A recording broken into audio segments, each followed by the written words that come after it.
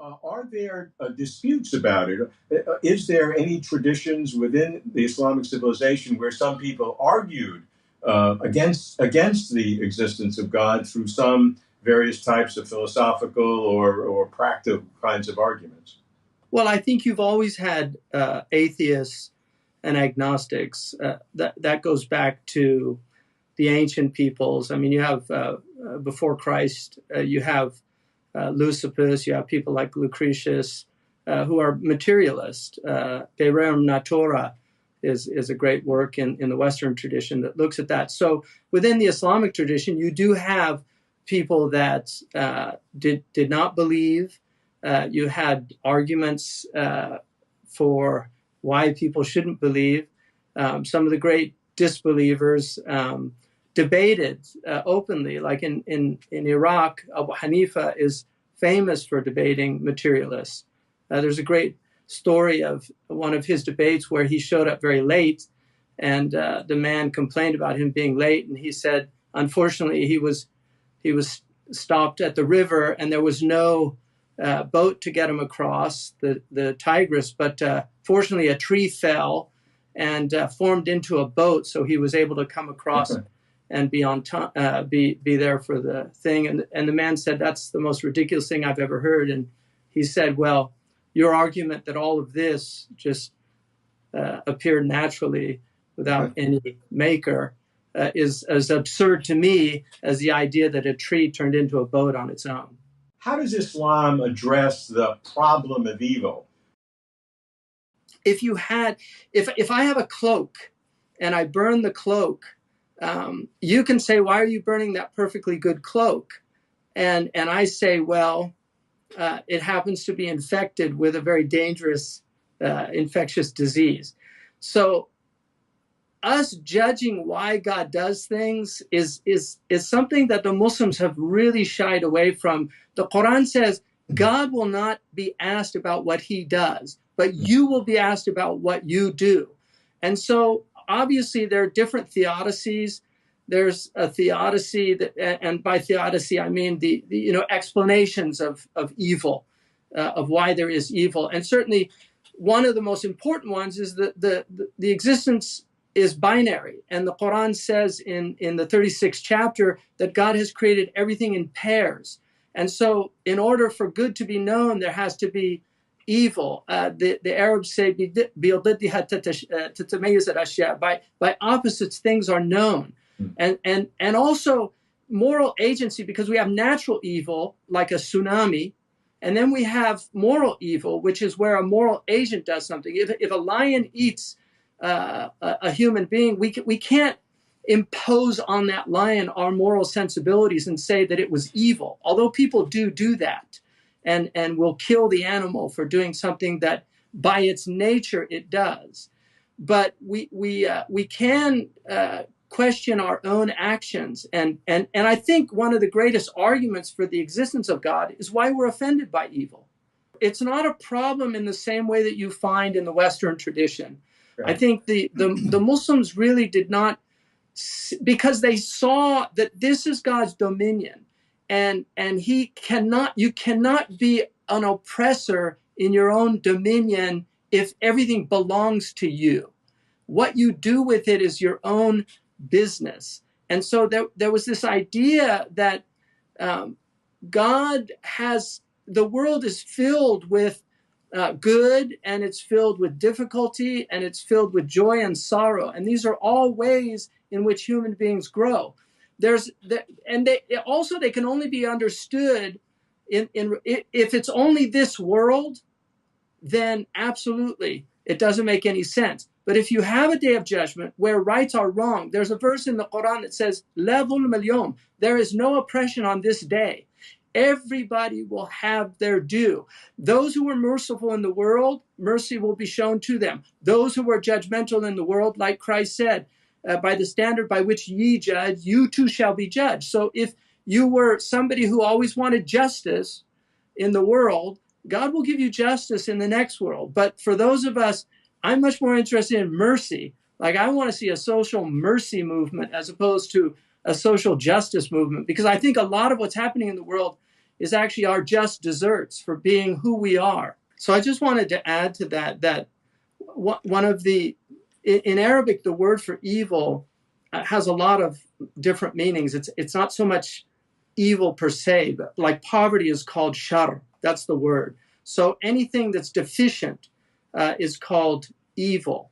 And one of the things that I think people ask, where is God with all these horrors in the world?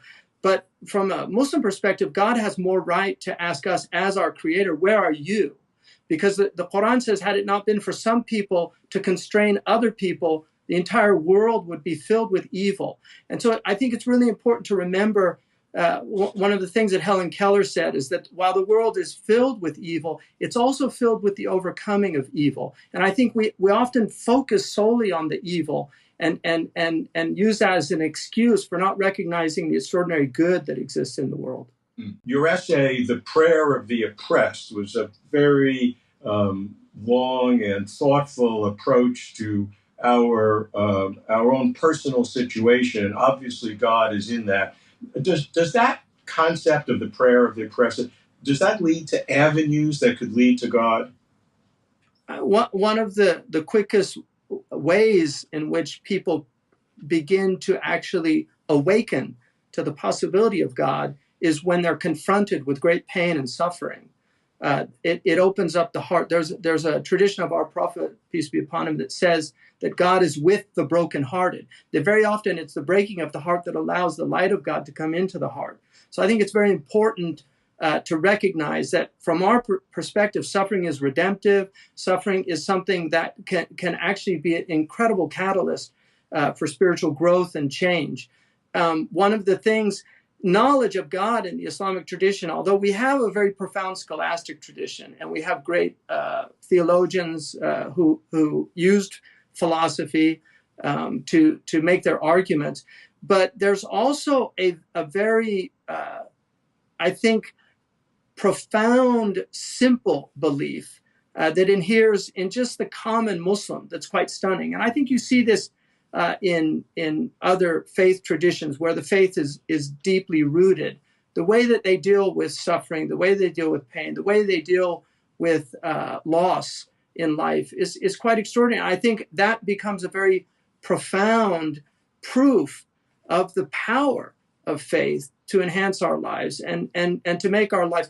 You know, Marx said that faith was an opium of the masses, but what a lot of people, they quote that, but what he actually said was that faith was the cry of a heart in an unjust world. It was a cri de cor of an unjust world. And so in essence, what he was saying was religion numbs the pain of the world. Well, one of the things that Marxists and their minions and others have done is they've gotten rid of religion. And so now I would argue opium has become the opium of the masses. Like people need opium to numb the pain of the world, whereas in the past it was by turning to God that one found solace. And we have great examples of that. There is in Islam, as in many of the traditions, a mystical tradition. Can religious and mystical experiences tell us about God? For example, Islamic mystics, do they know more about God than Islamic non-mystics? Or for that matter, do they know more than analytical philosophers of religion?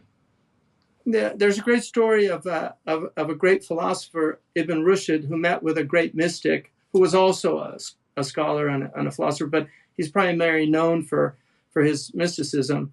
And his name was Ibn Arabi. So Averroes said to him, is what we arrive at the same as what you arrive at? In other words, is our discursive knowledge of God the same as your experiential knowledge of God? And Ibn Arabi is reported to have said, yes. And then Ibn Rushd smiled, and then Ibn Arabi said no. And so I think, you know, in the Islamic tradition, experiential knowledge of God is far more profound than discursive knowledge of God. One of the great scholars and mystics of Islam, Ibn Ata'illah, who was from Egypt, he said that the attempt to prove the existence of God is from the perspective of the absence of God. And then he says, but when was God absent that he needed to be proved? And so the idea is that there are people that genuinely experience God. One of in that same book, which is called The Aphorisms, translated by Victor Danner, a good translation in English. One of the things that he says is, whoever knows the truth sees the truth in everything. And so the Quran says we created the heavens and the earth with truth. So there is goodness in everything.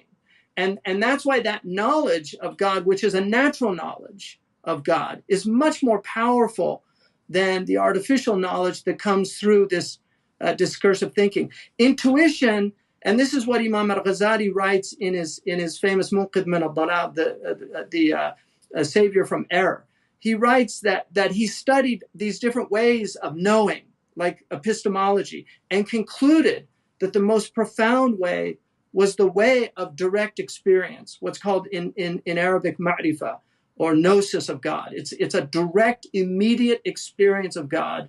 And it's far more profound, especially for the person, obviously, that experiences it, but to believe in it is a type of experience. So those of us who might not have had the experience, we believe in those who have. And certainly the prophets are the foremost among them. For those of us who have not had such experiences and seek to know God, are we in an inferior position then? I think in terms of a degree of understanding, absolutely. The problem is, obviously, there are a lot of charlatans that abuse this type of knowledge for those who believe in it that haven't experienced it, and you find that too many of our religions and of our sects are filled with these type of people who claim to have this knowledge. Right. And usually one of the signs that they don't have the knowledge is that they make the claim that they have the knowledge. I like that. That's our tradition. It's a big red flag, because the true Gnostics are people that Imam al-Ghazali says that a tree that has great fruit, the branches hang low. And so there's a type of humility that comes with that, they don't see themselves as anything. I've worried that if I had, which I've not had, that type of mystical experience, I would not believe it. I would think it's some neurochemical imbalance that I had, or not enough sleep, or some other explanation. So what is it that can differentiate? We actually have a whole science of that. So we have a science in our tradition that deals with mystical experiences. So, for instance, there's experience that are outward terrestrial sensory experiences. Then there's outward terrestrial meaning experiences, outward celestial meaning experiences.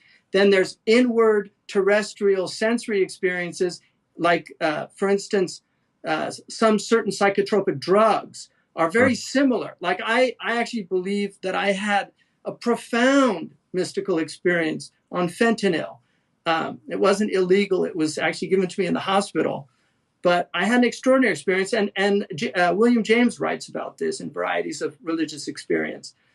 So I think drugs, unfortunately, are one of the vehicles for opening a lot of people up to the possibility, because there's an experience that there's more here than meets the eye, quite literally. And I think materialists try to reduce those things to neurological phenomena. But the reality of it is that consciousness itself is a spiritual experience. People ask me, I want to have a spiritual experience. My response to that is, you are having a spiritual experience. It's just mediated through your sensoria. But this whole thing is mystical. Consciousness is mysticism. The fact that we can communicate and speak in language, the fact that I can say these words, I don't know where they're coming from, and you don't know where yours are coming from. The fact that I'm speaking at this rapid rate, and your mind is digesting all of these things, putting them together. You have all this past experience that enables you to even understand what I'm talking about. This phenomena, which is happening constantly, it's miraculous. And it's just amazing that people in this kind of perfunctory attitude towards existence, I feel sorry for them.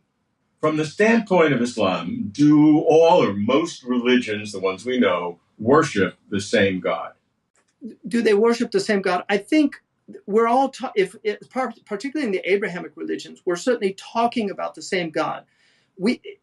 Some of us know people that, for instance, you might know somebody and I know somebody and we share that, but then we've had very different experiences of those people. So you begin to describe a person, I say, that doesn't sound like the person I know, but it is the same person. And so I think in many ways, this is the way we look at God. We have different perspectives, and those perspectives color our understanding of God. But the God that we're talking about is the creator of the heavens and the earth, sustainer of all things animate and inanimate. And this is the God of even the Hindus, despite all of their various manifestations and things. If you get into the Vedic scriptures, you'll find that they're really talking about a very similar understanding of what they call it the nirguna, as opposed to the sirguna, the unattributable God, the God, the unknowable God. And so the Godhead, the unknowable Godhead, I think is the same for all of us. When we get into attributes, I think then there's going to be some differences. The argument is that when you look for that commonality, the lowest common denominator, to be a bit pejorative, you wind up with almost nothing, just a kind of a ground of being, and you lose all meaning. Is that a just? I think that's excellent, because there's a great section in the Dostoevsky's The Possessed, where Shatov, he's got this character Shatov, he was an atheist, and then he kind of has this. He comes back to his faith in America, of all places, and one of the things that he says is that every nation has their own understanding of God, and if it wasn't for that, they wouldn't be a nation. They wouldn't have their distinct character, okay.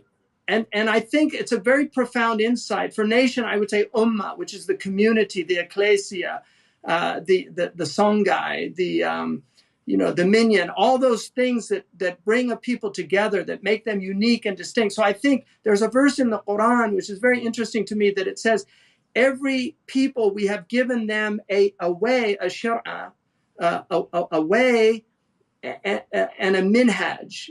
In Hebrew, they call it a minhag. That they have their own particular way. And it says, we did this as a test. So vie with one another in good. And so each community is going to see itself as unique, and it is in reality unique. But the real challenge is to prove yourself through virtue, and that's where the moral character of a community becomes so important, because by their fruits ye shall know them, as Christ said.